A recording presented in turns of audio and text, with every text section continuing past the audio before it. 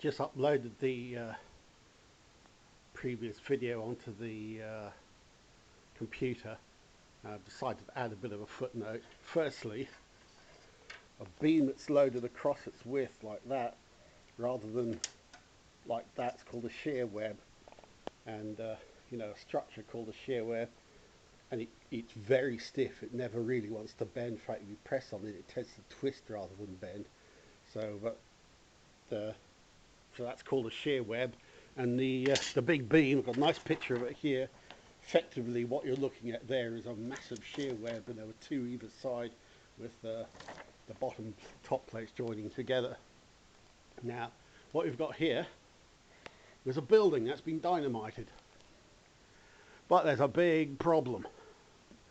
There's a pile of rubble where they blasted the legs off, and a load of stuff has fallen off the building, and everything's landed in a big heap. And you saw what happened earlier when I tipped it over. It stood like that for a few seconds, and then it collapsed some more. Extremely dangerous situation to be in. I'm sticking up a bit for the demolition industry here, because what's happened to this building is it hasn't been pre-weakened properly. The dynamite went off lovely, the cutting charges went off fine, but it's not been pre-weakened right. Maybe they, this is why you don't want the government to come along and say you mustn't ever pre-weaken buildings, because in a way you have to. Because otherwise what happens, even if it collapses more, you've now got a structure under extreme stress, and it's under stresses that it wasn't designed for. When it's standing, you know what the stresses are, you can design for that. But like this, it is absolutely perilous. You can't go near it. You can't. It's like the remaining half of the Didcot boiler house. In the end, it stands for months and months because it's just such a headache to try and deal with it. So when you blast a building, you really do need to make sure it's going to come apart properly, because this is just the worst. This is ones that like the remaining half of the boiler. It's just an absolute nightmare. So the whole business of pre-weakening is a really important science. So there will be recommendations.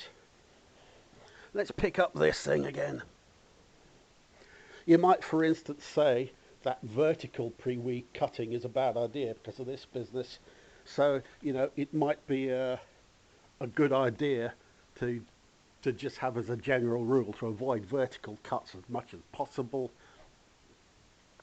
You might come to some arrangement where instead of having wedges, you have some kind of more secured arrangement. I once saw a beam, and it was actually the Didcot boiler, the bunker house that was next to the boiler house. When they demolished that, they had a girder, and they'd cut it through, and then they'd cut it across, and they'd cut through massive great girder, and the only thing holding it was a tiny little wedge in the middle. I thought, if that wedge pops out, the whole girder's going to come apart. So maybe they need a kind of slightly more scientific, it'll cost a bit more money, approach to pre-weakening, but kind of having some, instead of a wedge, a kind of slotted type device that still keeps it in place, but at the same time allowed in this case the bunker house to separate from the boiler house cleanly. So the pre-weakening, it's a difficult one. It's a very difficult one, because if we say you can't pre-weaken buildings, you're going to end up with situations like this, which just don't bear thinking about. And that really is a demolition company's absolute worst nightmare. Anything like that, you don't know where it's going to topple over. A puff of wind or something will just decide to break. And I've seen buildings go right over in demolitions. There's a massive great bang, the whole building comes down like this. And it's like that. You haven't actually demolished a wretched thing. All you've done is put it on the side. I've seen that before. And again, it's on YouTube. Buildings falling over. I saw one building. They blew the legs out from under it, and it went down, and it rolled right over like this. So it's not like that. A whole building rolled over and ended up upside down. I mean, it was more square than this one, but there's your building. It's cut off at the angle here, and it's set on this roof, a flat concrete thing, concrete whatever, or maybe steel frame concrete. But totally ridiculous situation. What do you do now? So again, it's this whole business of pre-weakening, it's a science. And finding answers to how to pre-weaken buildings without accident or tragedy is going to take some serious thinking.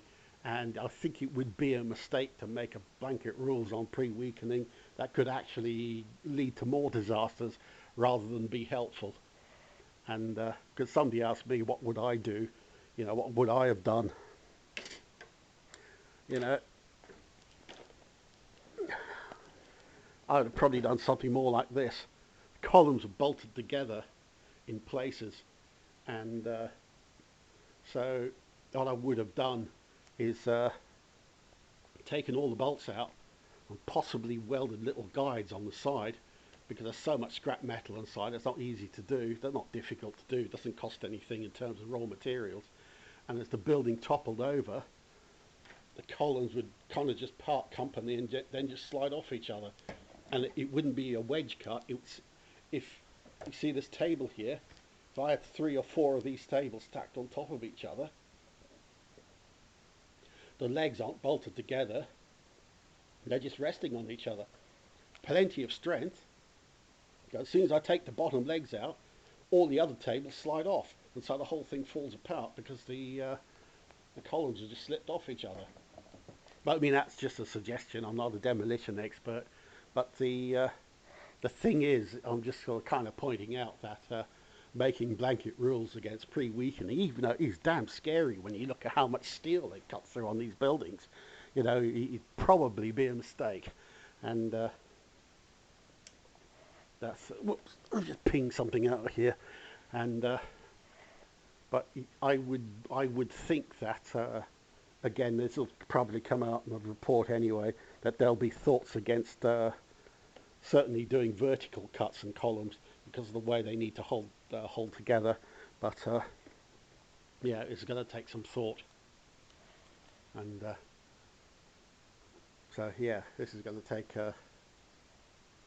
take some thought how to do it, how where the whole industry needs to go from where we've ended up in a situation where we've had a pre-weakening related collapse.